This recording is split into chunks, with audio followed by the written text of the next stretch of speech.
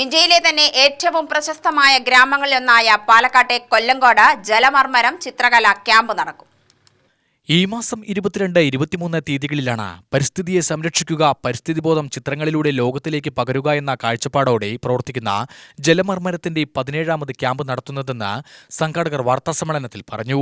കരിമ്പനകളും വയലുകളും ജലാശയങ്ങളും ഉറവകളും മലകളും കൊണ്ട് സമൃദ്ധമായ കൊല്ലങ്കോടിന്റെ മഹാസൗന്ദര്യത്തെ നിലനിർത്തണമെന്നതാണ് ഇപ്രാവശ്യത്തെ ഉദ്ദേശം.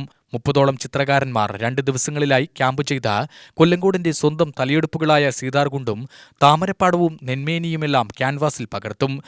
വരമ്പിലെ കൊറ്റി എന്നുള്ള പേര് ഉദ്ദേശിക്കുന്നത് ജലാംശമുള്ള സ്ഥലത്താണ് കൊറ്റികൾ വരിക. അപ്പോൾ പാലക്കാടിൻ്റെ ഒരു നെല്ലറയാണ് പാലക്കാട് യഥാർത്ഥത്തിൽ.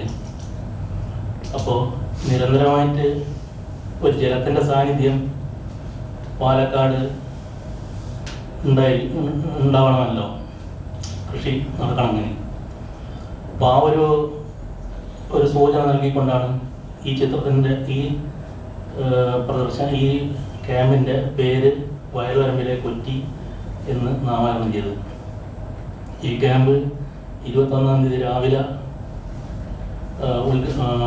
തുടങ്ങി, 28-ാം തീയതി രാവിലെ തുടങ്ങി 23-ാം തീയതി ഉച്ചക്ക് അവസാനിക്കും. 22-ന് രാവിലെ 9-ന് ആരംഭിക്കുന്ന ക്യാമ്പിന്റെ സമാപന സമ്മേളനം 23-ന് വൈകിട്ട് കെ ബാബു MLA ഉദ്ഘാടനം ചെയ്യും. കൊല്ലങ്കോട് ഗ്രാമപഞ്ചായത്ത് പ്രസിഡന്റ് സത്യപാൽ അധ്യക്ഷത വഹിക്കും. നെന്മേനിയിൽ നടക്കുന്ന പരിപാടിയിൽ ചിത്രകാരൻ വരച്ച ചിത്രങ്ങളുടെ പ്രദർശനവും ഉണ്ടായിരിക്കും. വാർത്താസമ്മേളനത്തിൽ പ്രഭുകുമാർ ഒഞ്ചിയം, കെ രാധാകൃഷ്ണൻ, ബാലകൃഷ്ണൻ, സുനിൽ ബാബു എന്നിവർ പങ്കെടുത്തു. UTV news, Palakkad.